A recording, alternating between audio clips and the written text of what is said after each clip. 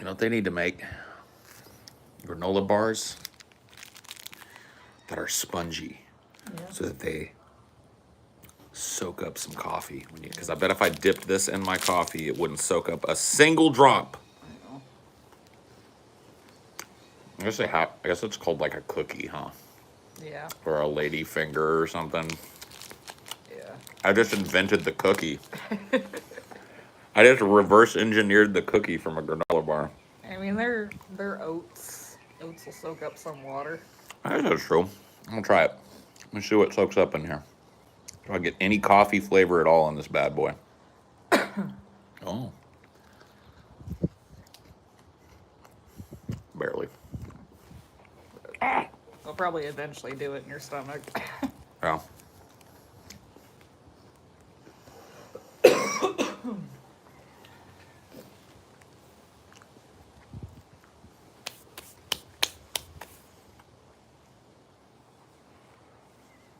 Spoiled them yesterday with 3 streams. Did I?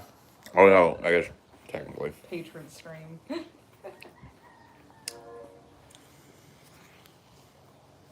I guess that's true.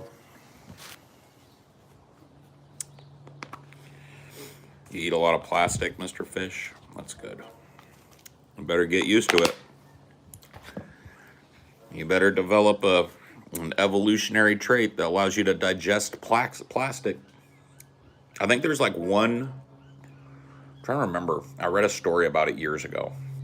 They found some microbe that eats plastic. And they were like, oh man, this could save the world. We just released this into the oceans. And I haven't heard shit about it since.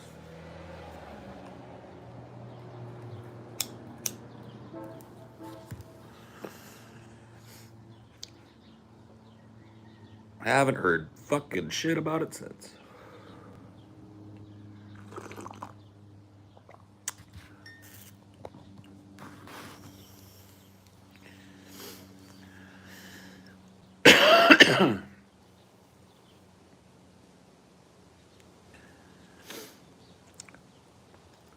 Hello, folks. Good morning. Maybe we could eat the microbes. The microbe eats the plastic in us. What about people that have, like, pacemakers and stuff, though? If they accidentally get the microbe, then the microbe eats their pacemaker and they die. Yeah. See what I mean? This microbe idea is not very well thought out. And then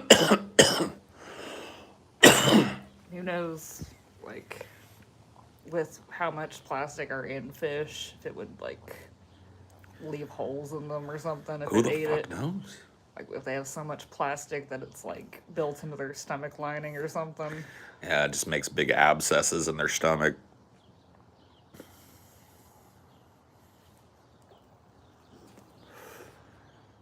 Well, they don't get to eat it, but it's a microbe, though.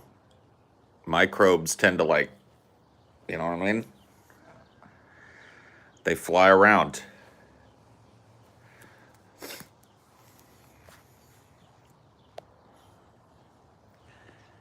Giant plastic eating amoeba versus Kong. Holy shit, man. That would be cool. See, that would be a really cool, like, Kong or Godzilla, to be honest with you, like, monster that they could invent. Like, say science comes up with this microbe that eats plastic and releases it into the ocean, and then it becomes this giant fucking amoeba. Yeah. Like gray goo, but... Yeah, like grows too big and it starts coming up on shore looking for plastic, right? And then fucking Kong and or Godzilla have got to fucking band together and beat the fuck out of the Blob. Gorilla versus the Blob, dude. Gorilla versus the Blob, man.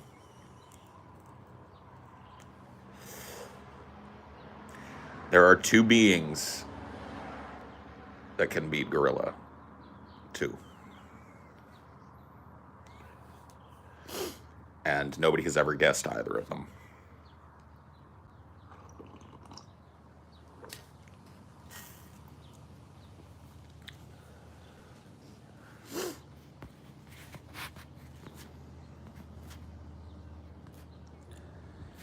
It's driving me crazy. I must know. I must know.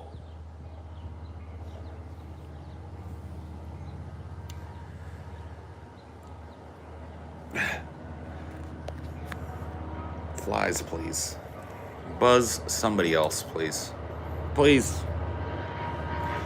Or all those birds that eat flies. Come on, birds. We ain't gonna hurt you. Come on down. Maybe we should get a Venus flytrap. Just put it right here. Yeah, maybe. If we could get one that grew big enough. I had one when I was a kid. I used to sell them, like the little bulbs or whatever. You just killed a fucking wasp in your house. Oof. Well, now it's time for you to look in your fucking house and around your house. Because if there's a wasp in your house, there's two things that could have happened. Either said singular wasp flew in with you as you were coming and going in and out of your house and you did not notice. Or said wasp came in from some other place, meaning that said wasp probably has a fucking nest in your house. TJ had to deal with that shit. I remember back at the fucking tinderbox, TJ had to have the nice room that had the fucking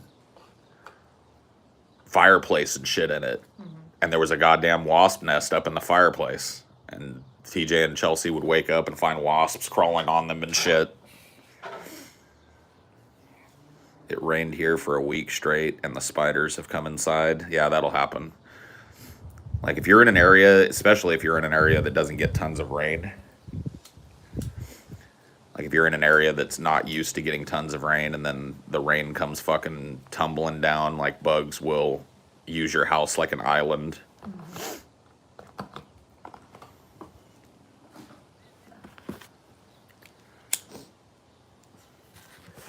Paying tithes to the Church of Salt Scientist. No confidence. Thank you, my friend. I appreciate it. Oh, yeah. That's not how single-celled organisms work, Paul, but it's okay. You're always right, so it's true. Man, I wish I got paid $6.99 every time I was wrong about something.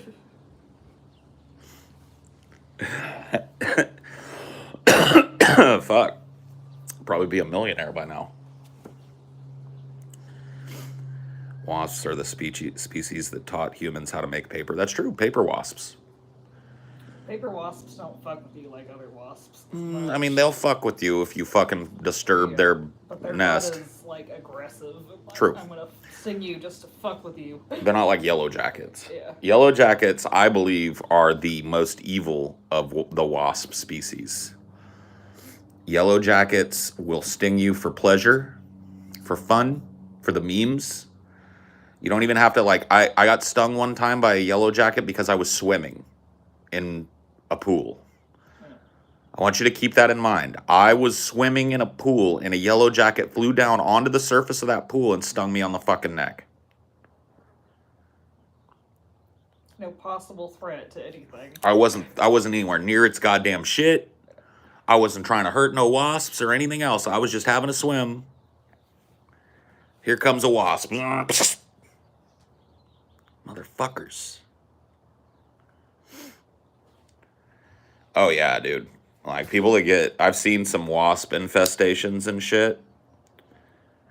Like, people will get them in there. It's the same thing with bees, too. For a while there, I was watching these beekeeper videos because there are these, like, green beekeepers who... They don't come out, like, if you have a bunch of bees, but you care about bees, and you don't want to have somebody come out and poison them all, these beekeepers will come out, cut a section of wall out around where the fucking bees are at, and they'll take the honeycomb out and take the bees with it. Mm-hmm. Try to find the queen and get them all together. Yeah. So they find the queen, they get the queen excluded from the hive so that they can put her in and make sure that they have her, and then they vacuum up all the other bees, they take some of the natural honeycomb and they strap it to frames and put it in boxes, and they take the bees out. And dude, man, some of the shit that they find in people's houses is fucking crazy. Like, people finally call and because they started to get bees in the house, and these dudes will cut open their garage wall and just find like 6 feet of honeycomb just hanging there. Yeah. I mean, I don't know if they can do that with murder hornets, though. I think probably even the most ethical beekeepers probably kill murder hornets. We should. Yeah. invasive species are dangerous. They're dangerous to the bees, too. Yeah, yeah. Murder hornets kill bees. So it's no like it's an ethical way of getting rid of like bees, but it's also expensive as fuck because you have to understand like these people don't pay to fix your wall. So they come in and rather than just putting a tent over your house and pumping poison into it and killing all the bees and letting them just because like bees don't stink up a wall. Honey will. If you've got like a and you have somebody come and fucking just spray in the walls, that honey will go fucking rotten in your walls and stink like hell. But if it's not a super honeyed hive, those bees, they just turn into like little dusty skeletons in your wall. It's like they were never there. So, you know, a lot of people go that route because they don't have the money to fucking, or their landlord won't let them fucking cut a giant hole in the wall to get the hive out. So,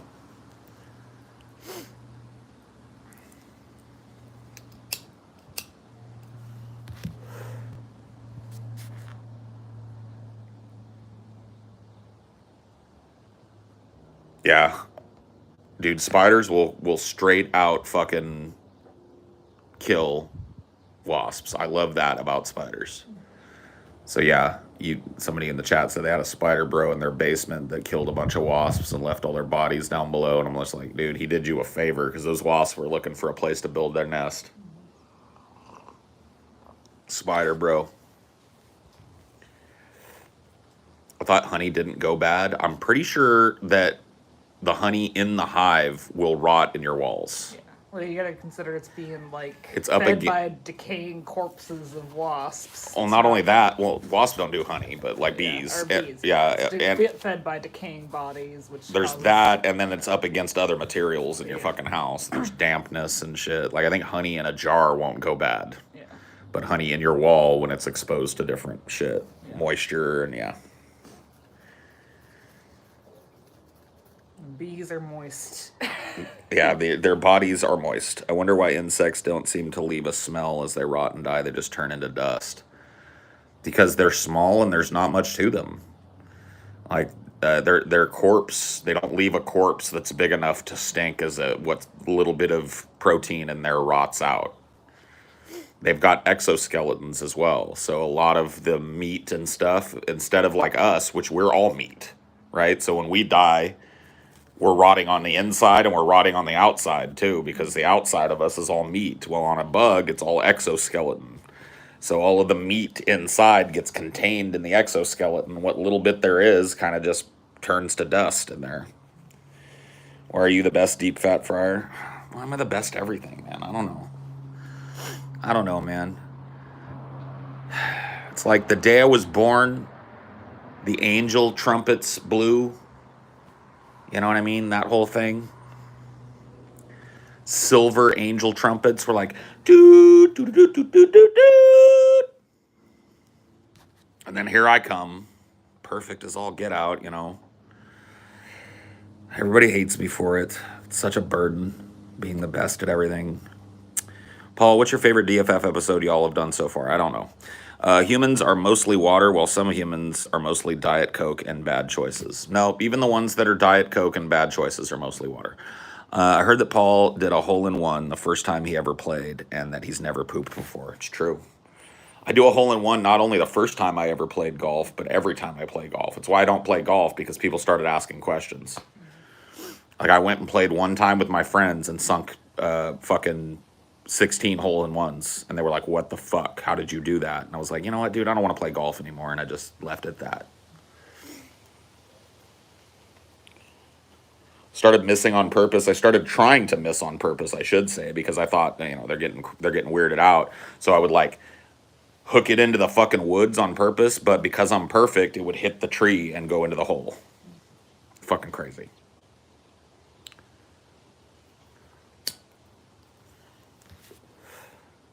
You know, I can't fail. I can't. Try as hard as I can't fail. I tried to poop once too. But it's just like my body doesn't create excrement.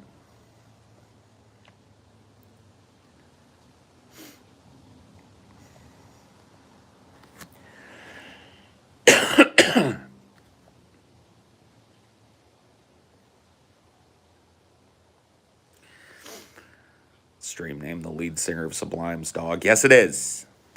I've had Garden Grove by Sublime stuck in my head for now going on a week. I wake up every morning and like I open my crusty laden eyes and I hear bum bum bum head out west to Garden Grove. That's I just wake up singing it.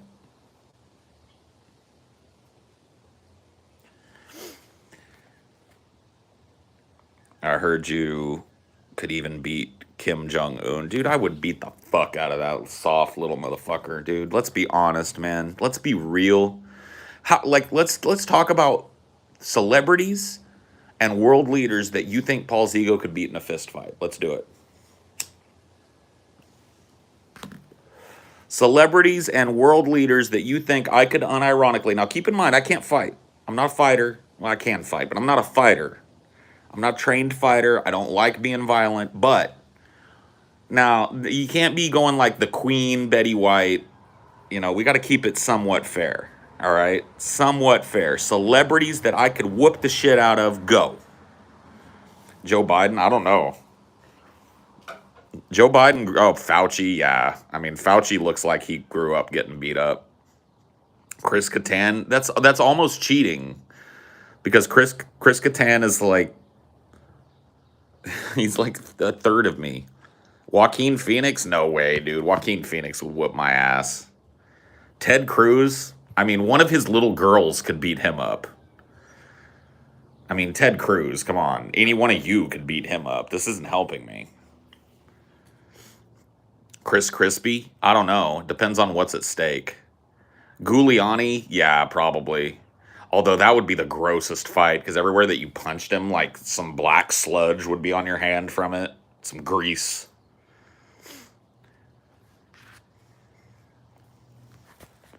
Andy Dick, I don't know, bro. Andy Dick has got that crackhead fucking mentality about him. Like, I could see him getting punched out real easy, and I could see him climbing you and doing some crackhead shit. So I don't know.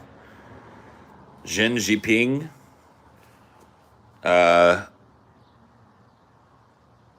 I don't know. Maybe. He kind of does look like Pooh Bear, so.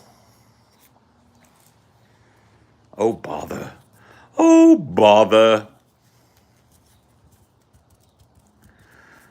Yeah, I mean, I would feel, I wouldn't feel bad, but I would feel like I was cheating fighting Mitch McConnell, though. He looks like you could literally knock him over with a feather.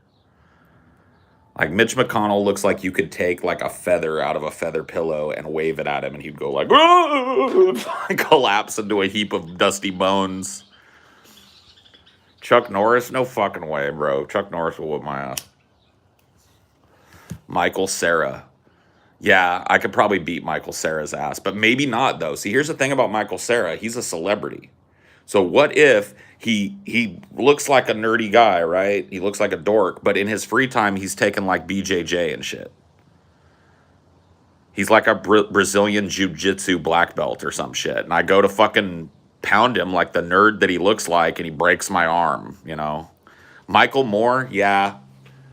Michael Moore, he's a big weeble wobble of a man, so I feel like all I'd have to do is just, like, push Michael Moore over, and he'd go, like, and he'd just, like, fall over. Mark Zuckerberg, I don't know, man. I don't like the look in his eyes, bro. Bodily, he doesn't look like he would be that much of a threat to me, but that look in his eyes, man. Edward Norton? I don't think so.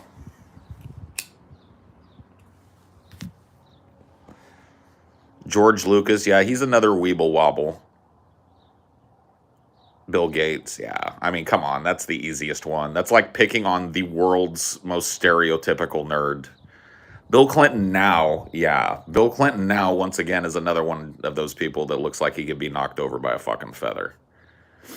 Spielberg. I mean, why are you guys naming all old men? Like, yes, I could beat the shit out of a lot of old men, probably. But that wouldn't be like a conquering heroes fight. I would just be beating an old man, you know? And plus, too, you need to keep in mind that some old men are soft and weak, because age has taken it from them, and some old men remain hard as a coffin nail till the day they die. So you might think you're fucking walking up on a pushover and you get jaw jacked by an old man because they don't fuck around. Mike Tyson, as of late, since he got back into shape, fuck no.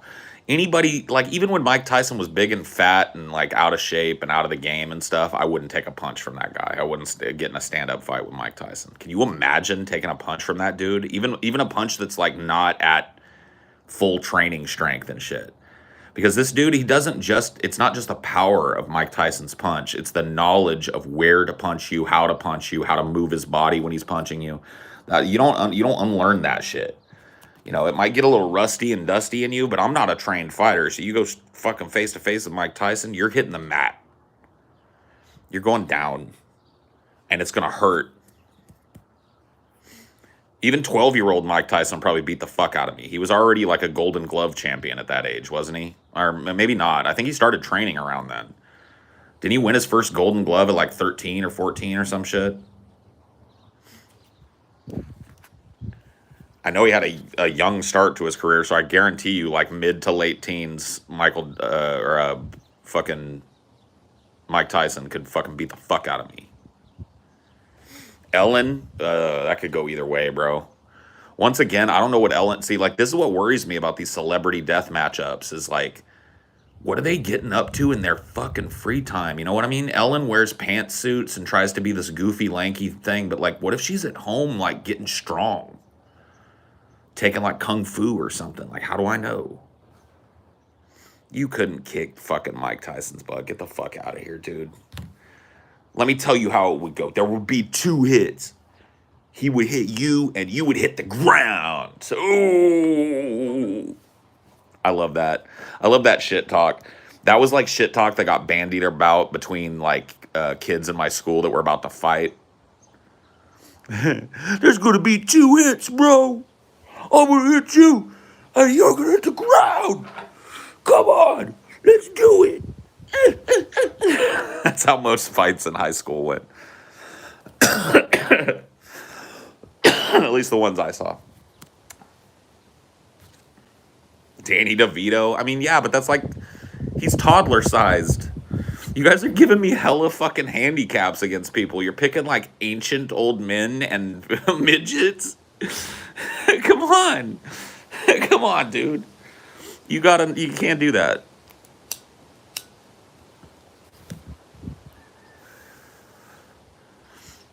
Steven Seagal, I don't know, dude. He would do his Shaolin Gung Fu, where he doesn't have to touch you, and it like interrupts your fucking electrical patterns in your brain, and you fall over. He's a grand master of Shaolin Gung Fu, right?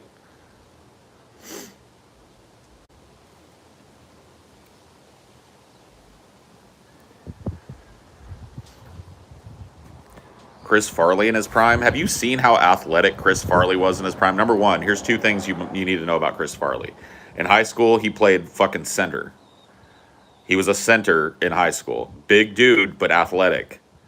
All right? Dude could do fucking fat dude cartwheels. He was athletic as fuck. He'd fuck me up. There's no way.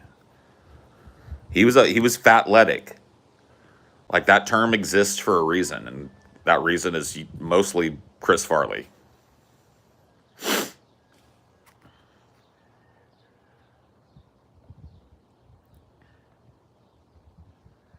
He could do perfect cartwheels. He could do crazy pratfalls. He did a lot of his own stunt work and shit. I mean, the guy was not a pushover. He was a fat guy, but he was not a soft fat guy. He'd probably fuck me up. Sean Hannity? I think I'd beat the fuck out of Sean Hannity. Not just because of the age difference either. Sean Hannity's just a weirdo. I don't think Sean Hannity has ever been confronted in his life with a fight. Kevin Spacey. He seems like the kind of guy that would bring like a stiletto. Like he'd palm a stiletto and you'd be fighting him, and then all of a sudden he'd be like, Spacey, why?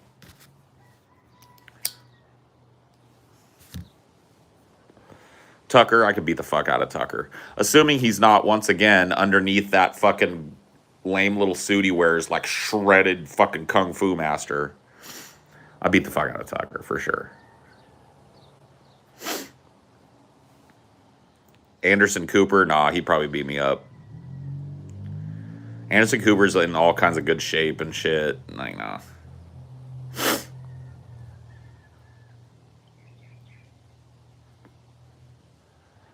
Emmanuel Macron. He is pretty small, but once again, I wonder what kind of fucking French martial art he's taken. Posty? I would never fight Posty. Fighting Posty for me would be like fighting a big old giant teddy bear or something. I could never hurt Posty. I'd let him just beat the fuck out of me. I wouldn't even try against Posty. I wouldn't want to lift a finger against Posty. Gilbert Gottfried, yeah, he's like fucking 70 and he's 5'0". Yes, I could probably kick him over. Logan Paul probably fucks me up. He's the Paul brother, right? That's doing all the MMA fights and shit. I mean, he probably fucks me up. Boogie, I ain't going near Boogie. Boogie has a gun. Boogie got a gun. Boogie got a gun. Fired a warning shot off one. That's some crazy fucking shit. You guys believe Boogie2988 whipped a gun out on a dude that was fucking trolling him IRL and fired shots off in the air? Can you guys believe that shit happened? And there's fucking video of it too. Yeah, but he it's got arrested for it. I know. He's out on bond. He's going to jail. Like, he's being charged with felony fucking... Unless he can prove that it was justified self-defense. Dude, there's no way that he's getting off on this. He's going to jail.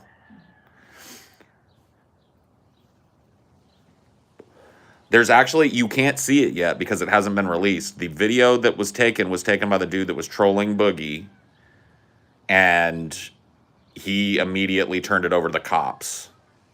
So I haven't been able to find but there's screenshots from it of Boogie, big as the goddamn planet, standing there holding a gun that looks like a fucking plastic toy gun or something. And like pointing it. Yeah, he'll probably go to jail for less than a year, but he's gonna serve some jail time, is what I'm saying.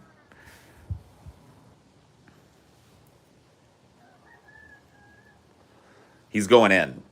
Like, I don't care, like, you're a public figure and shit, and somebody comes to your fucking door, you can call the cops and have them escorted off your fucking property and shit, but you cannot come running out your fucking front door with a pistol and fire it off in the air as a warning shot or whatever.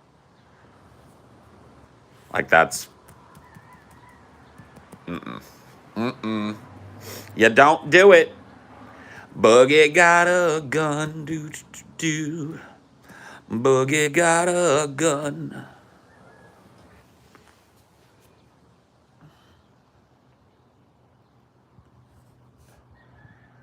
A felony, though? Yes. If you brandish a fucking gun at somebody and you have no reason to believe that you should have to fear for your life and or have the option to call authorities because you don't fear for your life, and you brandish a weapon at somebody, you have committed a felony. Because you could easily pull that trigger and blow that person's head into two pieces. You do not brandish a gun at somebody lest they mean to kill you. Guns are defensive weapons, not offensive weapons. You don't go meet somebody at the door with your gun and fire off warning shots into the air and point it at them. You don't. This is not the goddamn Wild West.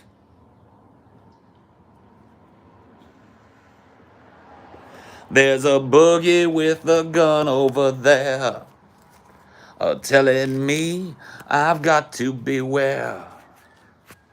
I think it's time we stop, children. What's that sound? Everybody look what's going down.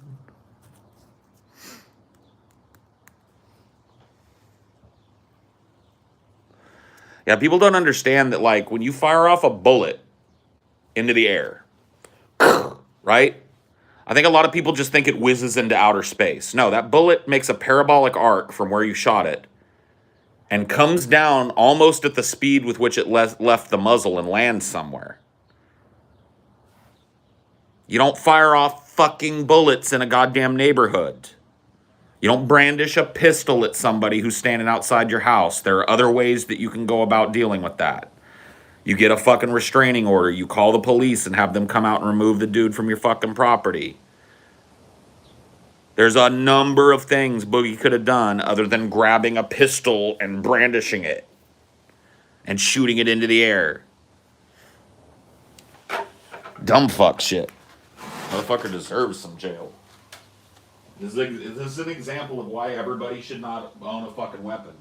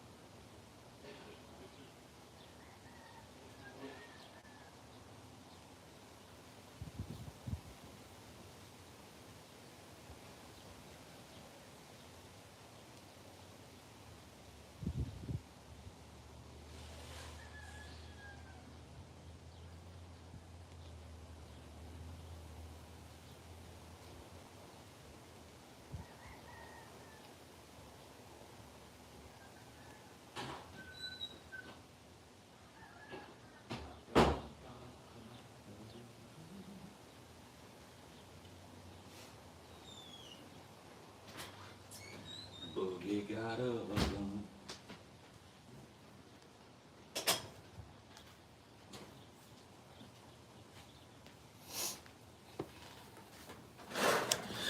Boogie got a gun.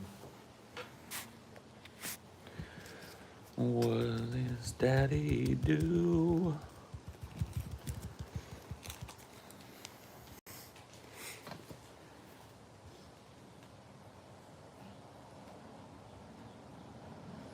Do you want a second one or no? Oh no, you go ahead, baby. Thank you. What do you think Boogie will be like after prison? Fucking who knows? We're about to find out. Because Boogie's going to prison.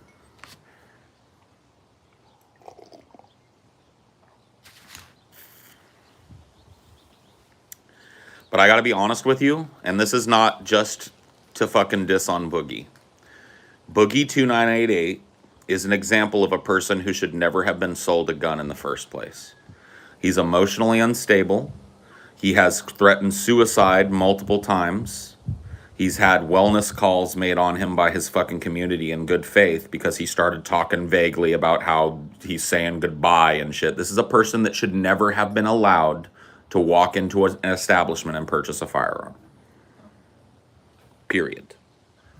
It's a failure of the background check system. Yep. To fucking, like, have actual wellness calls for suicidal ideation on your record and just be like, man, it's fine. Here you go, sir. How much ammo would you like? Oh, the gun was his friend's? Even worse. That friend should go to jail, too. Even fucking worse. That's actually worse. That friend should go to jail, too.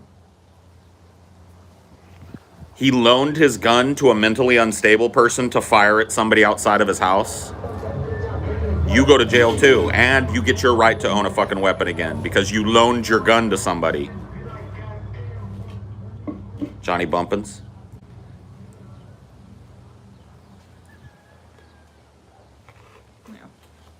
He lit it up. See that we got to hear the beginning of the song. And It's then irresponsible to even loan your car to someone, honestly. I mean, depending, like okay, so Like if you don't have them insured and whatever fucking happens. right. So You're absolutely right. But furthermore, like loaning a fucking weapon to somebody is different. Most insurance plans cover insured drivers. So it's like if I loan my car to you, if you're insured, your insurance and my insurance cover you in my car. But I mean, like, loaning your gun to someone that's not registered for a firearm. Is kinda like Exactly. giving it to an unlicensed- Giving it to a 15-year-old to run to the store real quick, and they run a fucking family of 4 over. Yeah. It's ridiculous, yo. Jay Bumpins. Lighten up the neighborhood. Yeah. Boogie's going to jail.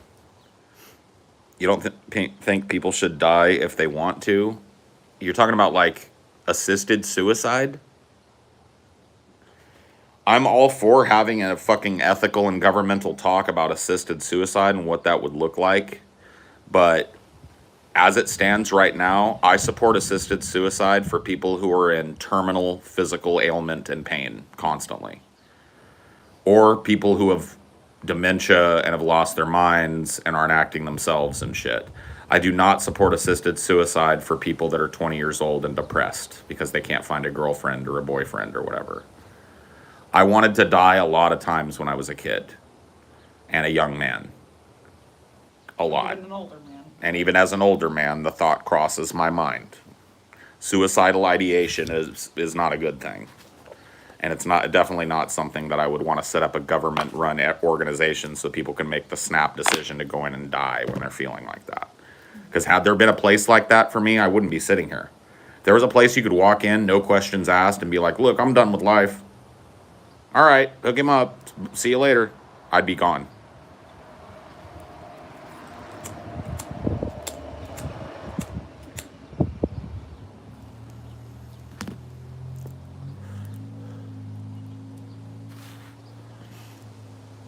Quit back and forthing at each other, George and Xenodroid.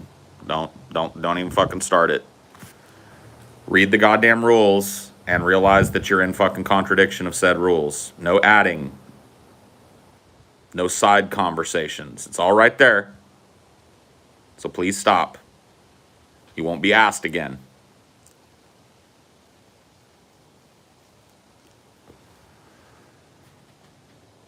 Surely if Boogie had a good lawyer, he can beat the charge. He's not going to beat the charge. He is on tape firing a weapon in a neighborhood at a guy that's unarmed.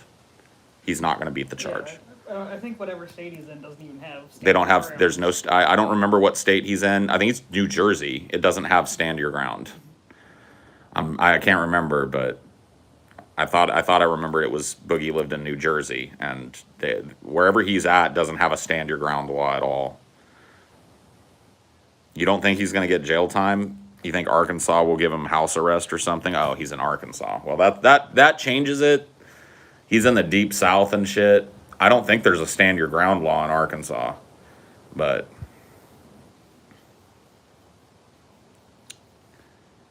yeah, I didn't know. I don't know where Boogie lives. I thought I read somewhere that it was Jersey, but he's in Arkansas. That's a different. Yeah, I know Florida. Well, you can't kill anybody that's on your property, and you can't use stand your ground as a justification to murder somebody. Stand your ground laws are meant to be like, if you're on your fucking property and somebody fucking approaches you, you have the right to stand your ground and fire a weapon at them if they won't leave your property. That's a very specific situation.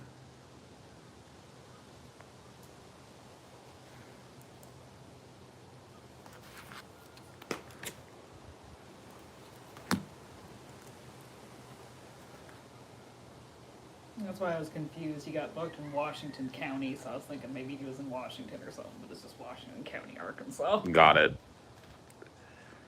Must be on a huge power trip to think that was okay. Well, here's the thing. Boogie2988, and once again, I'm not trying to fuck on him. He's mentally unstable. He is a person that's genuinely mentally unstable and cannot handle criticism and negativity and the type of shit that comes at you when you're a fucking micro celebrity on the internet. Happens all the goddamn fucking time. And he can't handle it. And because he can't handle it, people look at him as a lol cow and they troll him harder for it. He's got the type of personality that is just troll bait. Because he continuously responds to them. He continuously shows them that he is psychologically affected by what they're doing. And that's what a troll wants. And he's even, like, acknowledged that. Like, Yep. he left Twitter for a few days to deal with the cop shit. He's like, this isn't about suicide or anything, just admitting that Right, it's because normally about he's suicide. yeah, normally when he leaves Twitter it's about suicide. So this is a dude that almost constantly threatens or implies that he's suicidal to his young fan base. This guy's mentally unstable, bro. So this troll found out where Boogie lives, which ain't hard. You know a dude's real name, which everybody knows Boogie's real name. Everybody knows 90% of internet celebrities' real names. People don't remain nameless for long if they have notoriety. That's why I fucking doxed myself at, I think it was like the first month of my the full first time time. they found White Guilt Paul. No, No. That was before that. I waited for a while. Yeah. Somebody found White Guilt Paul, and I knew effectively that I was doxed there because there's one source for that Yeah. picture, which is the MUSD website that has pictures of all of the school district employees. And so my name would have been right under that. So I knew when White Guilt Paul dropped, and this was before I was even on DP as a paid person. Yeah. I was still just a fucking popular guest on DP at this time. And I knew right at that moment, okay, my real name is out there. But, you know, it didn't come out anywhere else. I didn't see anybody trying to dox me and shit. And then once I functionally got onto the show, I was like, okay, this is going to be used against me at some point. Let's just fucking pull the Band-Aid off. And I made a tweet and I said, hi, my name is Paul Parkey. Doxed or whatever the fuck. Hashtag doxed. Because I was just, you know, I'm not going to allow somebody to dangle that over my head.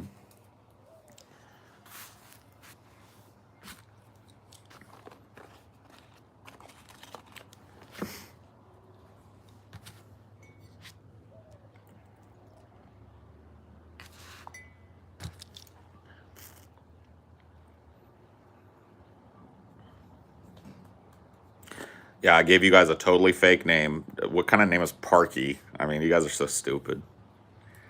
I don't know, maybe Boogie's gonna be lucky because they literally just signed a stand your ground law in Arkansas like a couple months ago. Maybe. I don't know. If that's retroactive because he did it last year. So. Right.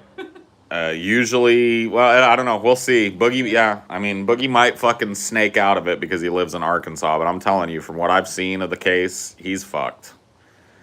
There's just no justification for what he did. He came fucking storming out his front door in a neighborhood with a pistol and fired it off in the fucking neighborhood. Like, they wouldn't have arrested him in the first place. Like, if there was any like right. implication that it was understand your ground or whatever. Right. Yeah. Like, the cops would have come out and been like, oh, yeah, this guy was threatening you. You fired off a warning shot. You brandished your weapon, but you were under the law, or, you know, we can understand this. Like, you got to understand, the state of Arkansas has decided to pursue charges against Boogie. So,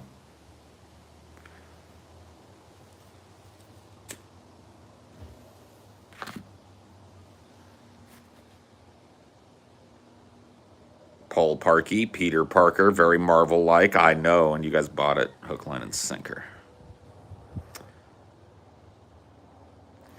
The dude was trolling, and I think that the dude that was trolling him, by the way, was out of line. I don't think in a civil society that you should go up to somebody's fucking house and knock on their door to troll them. That shit is no good. But if somebody started doing that to me, I would call the police to have them removed from my property, and I would file a fucking order of no contact against them. Like, I would do everything that I could. I would collate all the evidence that I could, and I would take it down to the cops and file a police report and start the business of getting a fucking restraining order against this person so they can stand 200 yards away or whatever the fuck and look at me if they want.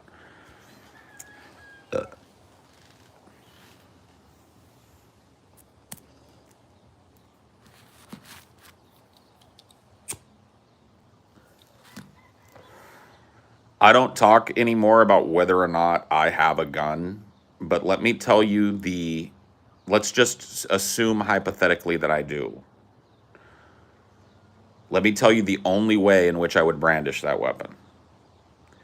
If somebody was kicking down my door and intending my family harm, and I did not have time to call cops or to worry about that, I would pull that gun out and I would shoot whoever came through that fucking door. Or if they came in the backyard and grabbed one of us or something. Right. Or if they came in the backyard and were menacing my fucking family, I would go grab that goddamn gun and I'd point it at them, and if they kept doing it, I would blow them the fuck out of their shoes. And that's it. 100%. That is why you have a gun. Self-defense, defense of your family. You do not have a gun because somebody you don't like is knocking on your door. You don't have a gun as an anti-trolling device. You wanna come in, baby?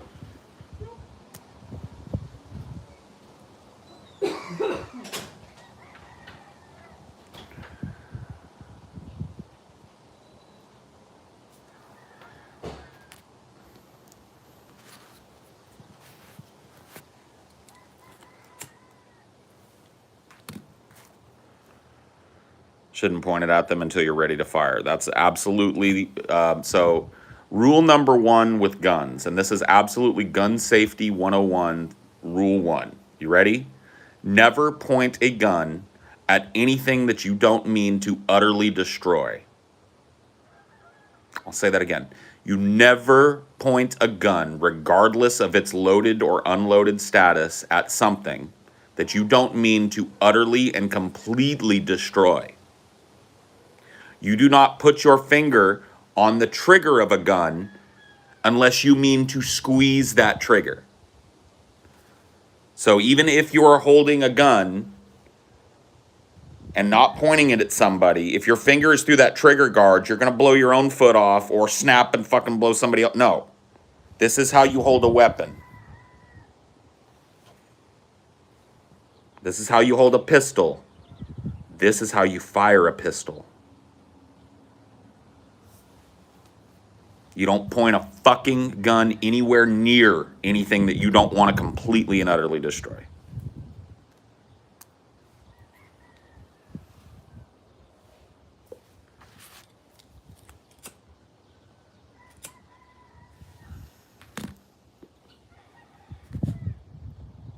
Someone already aims at you, pulling a gun is the last thing you do. Yeah, you rush a gun, you run from a knife.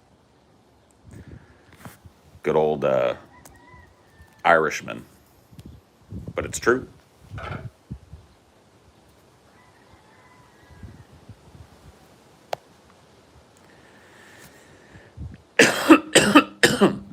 Well, see, here's the thing, though. Boogie had already said shit about this.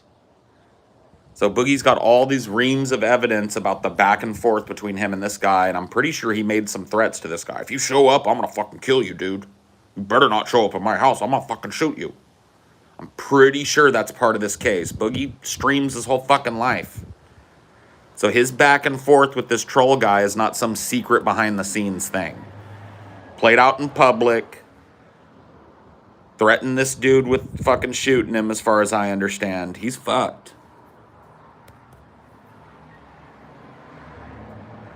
Well, he's not a man of his word, because he said he was going to shoot this dude. And all he did was fire off a couple of really dangerous rounds into the air in a neighborhood.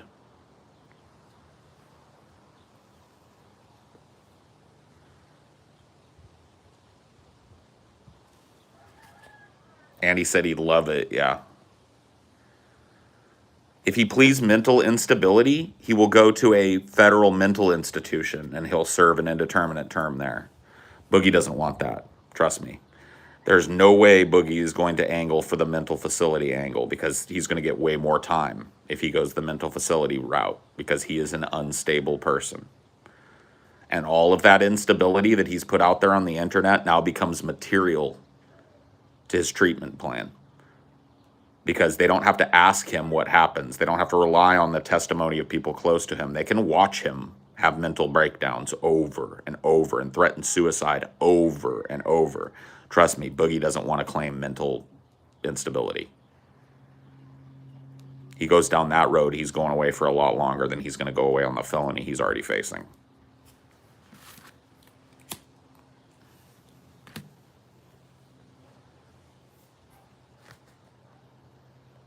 Yeah, he's off his fucking rocker, yeah.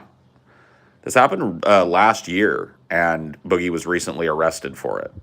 There was a whole investigation by the local fucking authorities, and Boogie was arrested recently for brandishing his gun and threatening to brandish his gun days before the incident.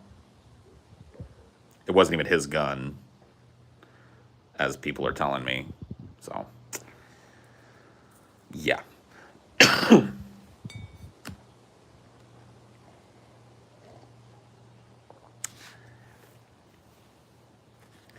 In The Sopranos, when Tony got shot, that is an accurate representation of what a gunshot really is. Depending, right? Because Tony's gunshot was extremely dangerous in comparison, maybe even to other gut shots, because the bullet nicked his pancreas, and he had septicemia because of it, and so they had to cut a huge hole in him so that they could operate on the wound, staunch the bleeding, cut out the diseased flesh, and pump him full of antibiotics. So yes, gunshot wounds in movies are often portrayed as something that, like, a dude gets shot, but it goes in and out. Dude, if you got shot with a hollow point bullet in the meat of your arm, you would have a hole this big on the back of your fucking arm. Like, bullets nowadays, a lot of them, they don't go in and out. They're not just a projectile that goes through you. They're designed to go into you and then shatter and create this immense exit wound. Or mushroom inside of the body.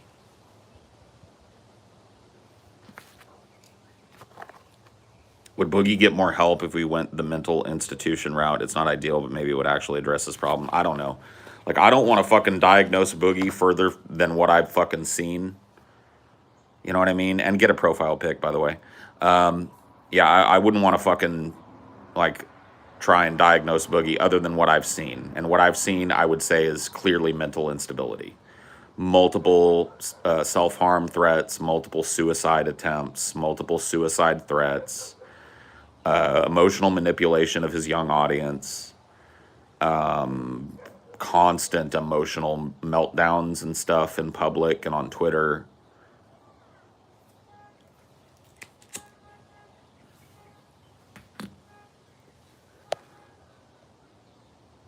You think he fired that shot because he knew he was being filmed? I have no fucking clue why he did what he did.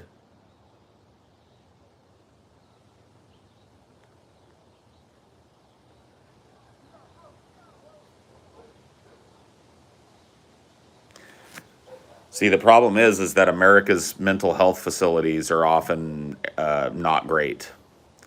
And so not a lot of healing goes on in them. So, you know, in a perfect world, I'd say, yeah, Boogie would probably be good under some direct care and getting some actual treatment for some of the obvious mental problems that have plagued him his whole life, in a safe and sane environment. But that's not really what you're going to get offered. I can't imagine a mental hospital in Arkansas is all that great a place to get better. I might be wrong.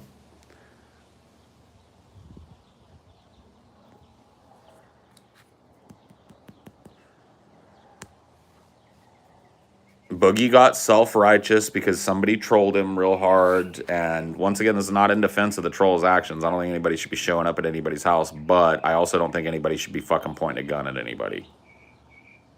Period.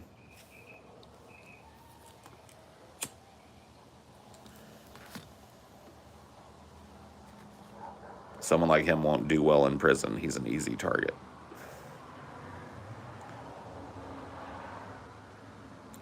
I can't imagine Arkansas federal prison is a nice place to be.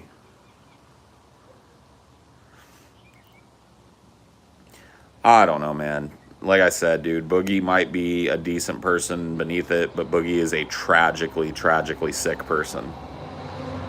And unfortunately, when people like Boogie, who have a charisma about them, but also have an immense amount of mental darkness, find their way into the public light, it makes them worse. Boogie thinks he is something that he isn't because of his internet career, and that's why he brandished a gun at somebody. Boogie thinks that he is something above most people because he has an internet career, because his mind is not capable of parsing what's going on in his life, clearly. I mean, the dude wants to kill himself every other fucking month and uses that as leverage in his community. The dude doesn't understand what the fuck is going on. He can't handle it like an adult. He shouldn't be handling it. And this is just the truth. Just go look it up, Pranav. We've been talking about it for a hot minute. But yeah, you can look Boogie2988 gun charge. Just Google it real quick and all the information will come up. Yeah. Yeah, it happened.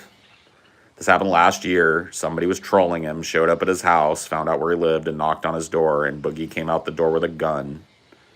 After 2 days earlier threatening to do this to this troll, I'm going to shoot you if you fucking come to my house, and I'm going to love it. Then the dude shows up at his house and knocks on his door, and Boogie comes out with a 9mm, points it at him using incorrect trigger discipline, and then shoots kind of a parabolic arc into the air, as I understand it. Pop, pop. Couple of fucking warning shots or a warning shot into the air. I haven't seen the full video of this because it's part of a police investigation and has been. But I assume that it may be released after the fact. And we'll get a look at what happened.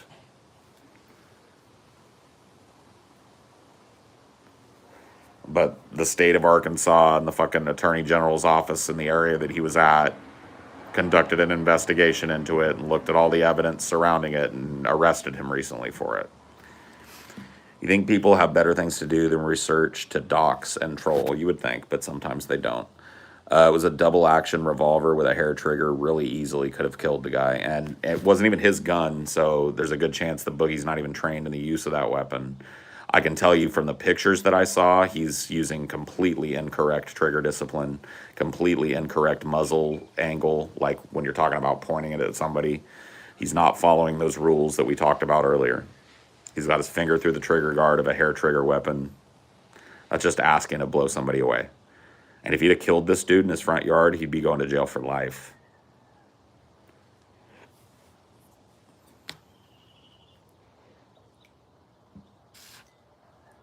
And rightfully so. I thought it was a 9. But once again, information about this is pretty sketch. The picture that I saw, it looked to me, it's blurry as fuck, but it looked to me like it was a 9mm in his hand. But I may be wrong about that. I'm not a master gun silhouette guy. You know, it's not like you can get a real good look at the gun. It's kind of front on. But it looked to me like a Glock 9 or something similar.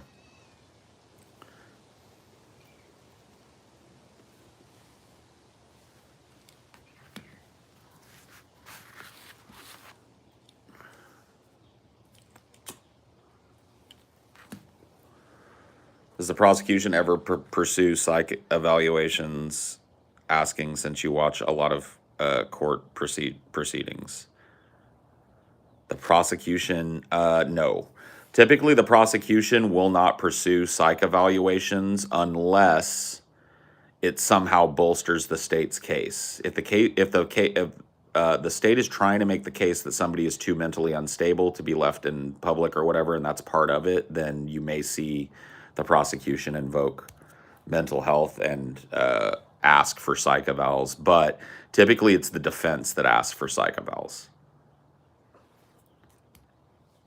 Well, prosecutors will raise psych evals if the defense is claiming mental instability but doesn't want to provide a psych eval.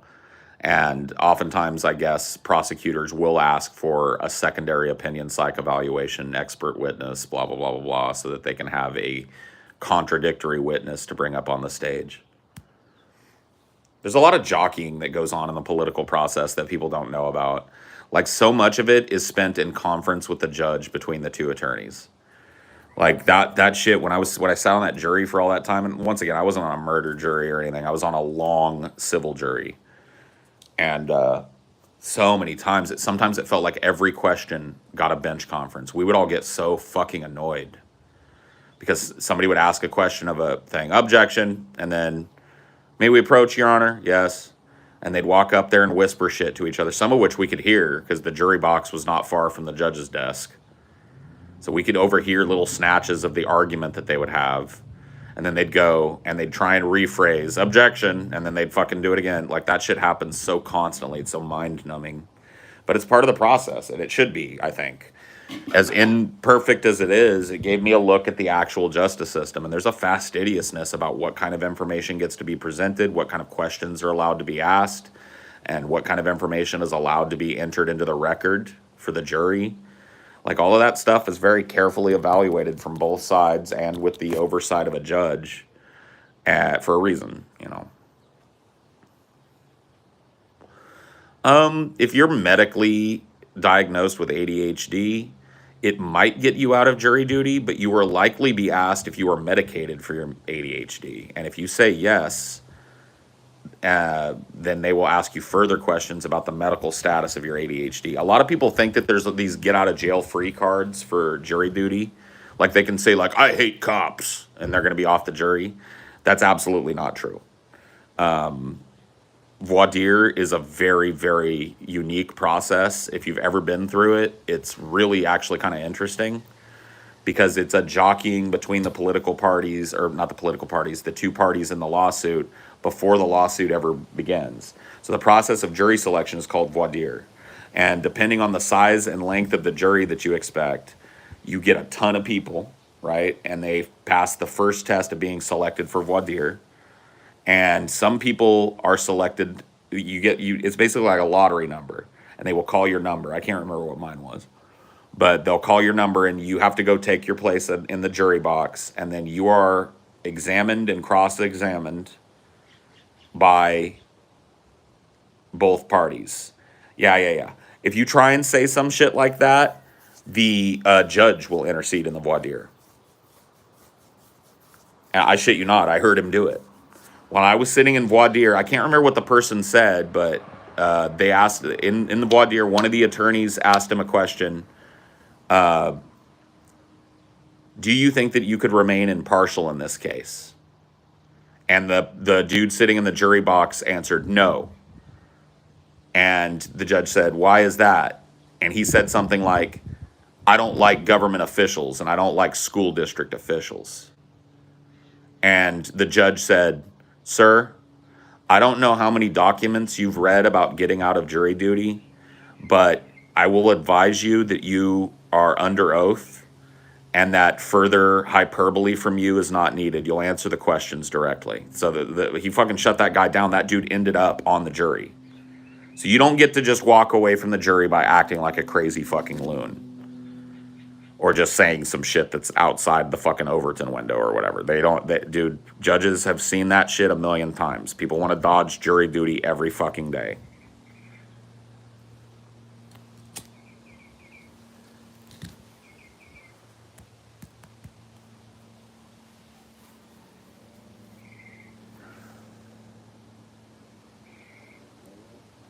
Right. I got called for duty, not selected, and a 20-something woman got dismissed because she was on the verge of tears during the cross-examination. I mean, if there's somebody that's genuinely too emotional to handle the voir dire, which is not like hard cross-examination, it's just asking you basic questions about you, your ability to remain impartial, and blah, blah, blah, blah, blah.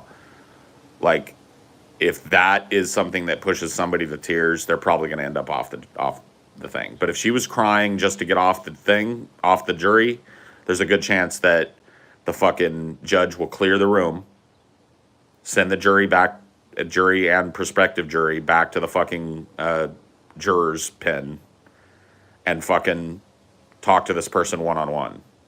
I got a one-on-one talk because I was high on the alternate list. And they brought me in for a one-on-one talk because I worked for the fucking school district. And they asked me very pointed questions. Like, you work for the school district. Do you think you can remain impartial in this case? And I answered just very honestly. I said, yeah, I think I can. You're not worried about, these two gentlemen here being in the structure of your job and in positions above you? And I said, well, the two gentlemen that are sitting here, I know both of them, and I've helped both of them with computer problems, but they're not my bosses. So they're not my direct superiors. They don't give orders to me, So I have no problem. I don't, my work with these gentlemen kind of precludes me thinking that they would be the type of people that would retaliate against me for telling the truth on a jury. So yeah, no, I'm not really worried about that. And they asked me a few other questions about my tenure with the school district and how well I knew the defendants and all of that shit. And the defendants nodded along with me. So it's like when they wanted to make sure that I wasn't lying about how well I knew the defendants. And so their attorney would ask me pointed questions about how often that I had interacted with the defendants in the case, and I would tell, to the best of my knowledge, the absolute truth. And then he would kind of look over at the defendant that he was asking about, and he would go, you know what I mean? That's the truth.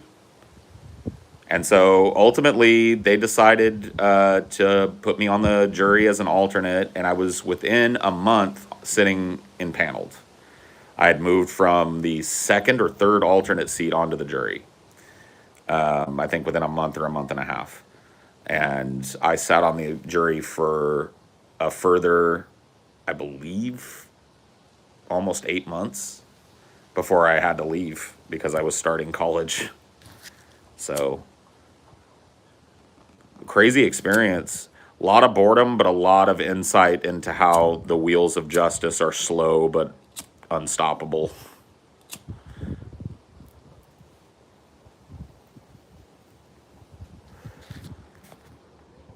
Because you're most likely not serving the community, but persecuting someone or assessing a property money dispute. I disagree. Property and money disputes are something that have to be decided for a community to function in a peaceable way, and so they're every bit as important for an impaneled jury to listen to and help decide than a murder case or a rape case is. Like, there has to be some way to solve civil disputes. And the case that I was on, there was alleged racism and retaliation due to race. So I don't know how it turned out because, like I said, I left the jury after 8 months. But the subject matter being alleged was certainly something that I thought was of import to the community and to the people involved. It didn't feel frivolous. Do they pay you lost wages? I worked for the school district, and so I had full jury duty protection because I was basically a county employee adjacent to the state. So I had a state level employee protection, which means I went to jury duty and I got paid my whole entire wage for that entire 8 months and was not fired or replaced. They hired a temporary person to come in and fill my boots while I was on the jury, but I got paid 100% of my salary during that time. All I had to do was provide proof that I was going to jury duty, which by the time I was on the impaneled jury, they knew I was, and they made no hay about it whatsoever. I wasn't made to feel shitty. I wasn't treated differently by people. I got put on a fucking jury.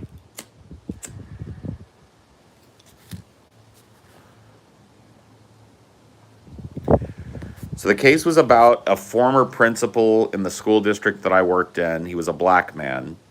He was fired after being moved from one school to another, and he claimed that within the district there was racism, and that he believes that ultimately he was fired for calling out that racism and not accepting that racism. And so that was what was being alleged. The two people involved in the lawsuit that were really representatives of Madera Unified School District were the two people that he alleges had power over him as his superiors at the district office and had engaged in racist acts against him, or racist language against him, or racist treatment against him.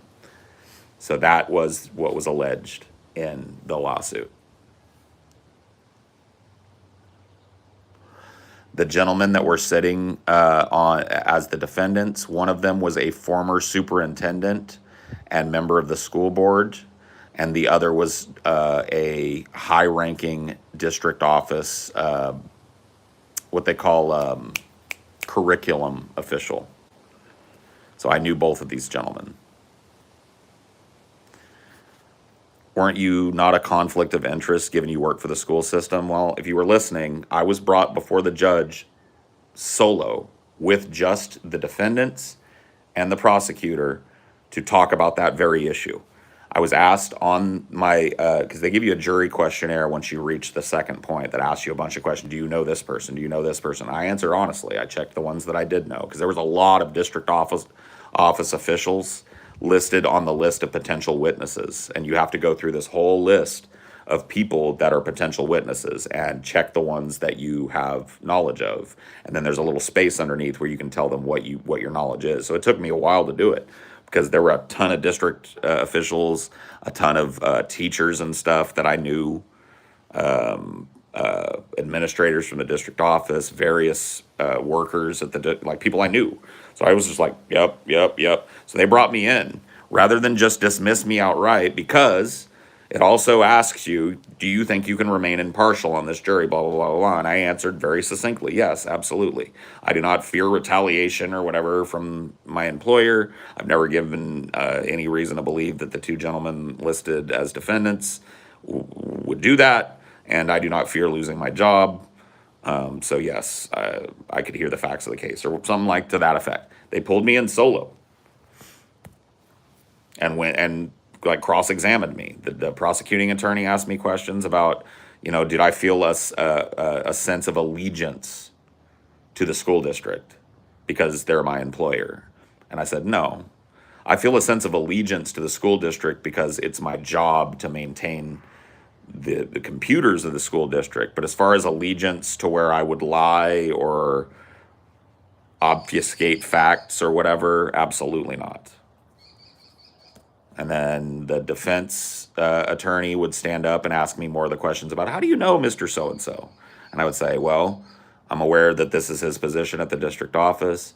I have at times served as the tech person for the district office, and so I've met him in that capacity. I think I've worked on his computer 5 or 6 times. We have a friendly, kind of cordial relationship when I come to see him. He says hi, I say hi. What's the problem? And then I get to work on his machine and I fix it. And he says, thank you very much. And I go about my day.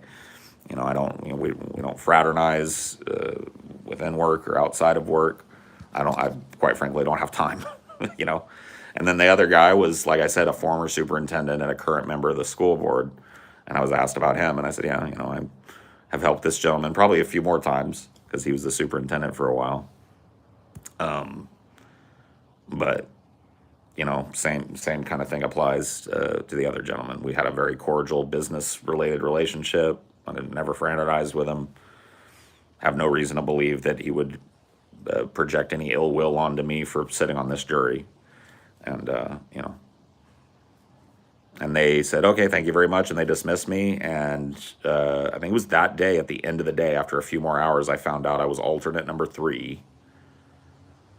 And I thought, well, I'll never sit on the fucking jury. I was like, that's lame.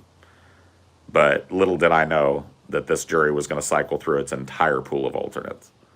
So I was very early on that jury.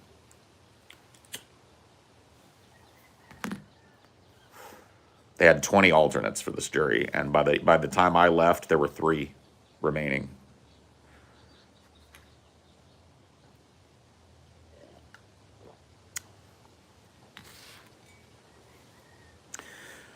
Of what you've seen, was there racism in the school district? I'll be honest with you, Ann Prim, because I only watched 8 months of the trial, I am like almost duty bound to tell you that I do not know. I did not get all the facts in the case. Some of the facts in the case as they were presented in testimony seemed a bit sketchy. Like it seemed like there was some stuff said to this man that may not have been said to him if he wasn't black. There was no outright, you're a fucking N-word, none of that. But there was some shit. Like the superintendent guy in testimony, we learned that there was a meeting where he told this black gentleman that was a principal, you're acting like a boy. And it's like, this is an old school guy, right? This is an older man than me. Both the defendant and the plaintiff, right?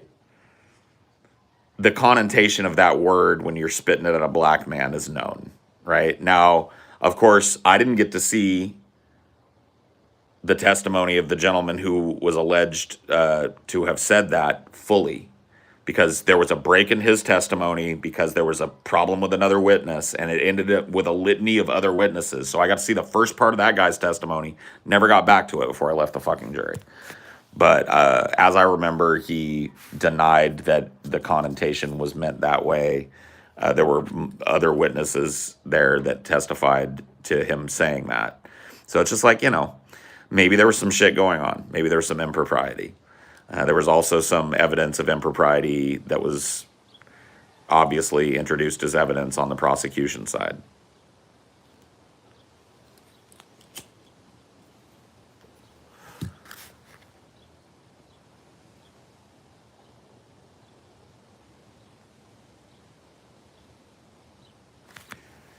So the question becomes, was this man fired because of racist intent, or was this man fired because he was not good at his job?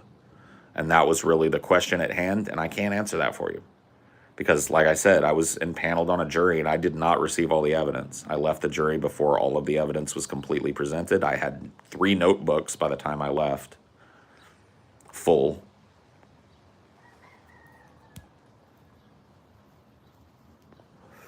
I wasn't allowed to keep those notebooks, obviously, because they are court property. They're, you know, I wasn't allowed to take them out of the fucking courtroom. They sat on my juror's chair, and when I filled one up, they were taken back into lockup, and I was given a brand new one. And I had to ask for my jury, my old journal, if I wanted to refer to some note I took, so I could request it from the bailiff. Did you notice systemic racism in the school district while you worked there? No. To be honest with you, I did not. The school district I work in had a profound amount of Hispanics in leadership. So I had, let me just do the math. 1, 2, all 3 of the principals of the schools that I was in charge of, my first 3 schools were Hispanic people. 1 Hispanic lady and 2 Hispanic gentlemen. The demographics at those schools were profoundly Hispanic, so no. I did not see systemic racism when I worked there.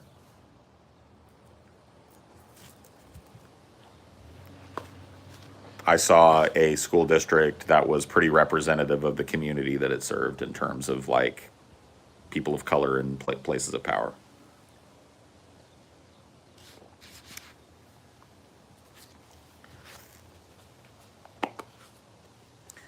I mean, just because they're Hispanic doesn't necessarily mean that their intents are good, but I'm just saying I did not see any kind of exclusion of black or brown people from the process while I was there. I did not see any kind of favor towards white people or white principals over brown principals. TJ just started streaming in competition with me again. Fie on TJ. Why doesn't he just fucking hit me up and call me on Discord and we could stream together? I mean, come on, TJ. Put me in, coach. I'm ready to play today. Put me in, coach. I'm ready to play. Boom, boom, today. Look at me. I could be center field.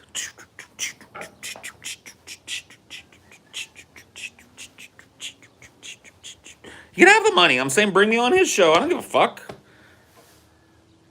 All he has to do is come in here and say, hey, Paul, come on Discord and let's do a stream for a little while. And I'd be like, cool beans, homeboy. Cool beans, home skill. You guys should go spam him up. Spam him up and say, Paul said he'll come on via Discord and stream with you. Go over there, my army, my flying monkeys.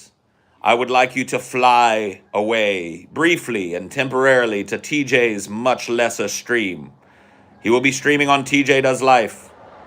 You will go to TJ's much lesser stream and you will spam in his chat. Paul says, call him on Discord. He will join you for a chat. There is no need for us to compete. Is he streaming on TJ Does Life? Can we get a confirm?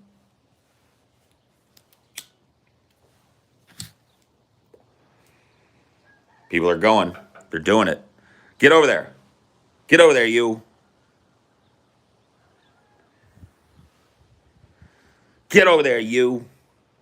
Get over there and tell him. Spam him up. Say, Paul raid. Paul says call him on Discord. Paul says chat with him. Raid. Go, my monkeys. Go. Fly. Fly.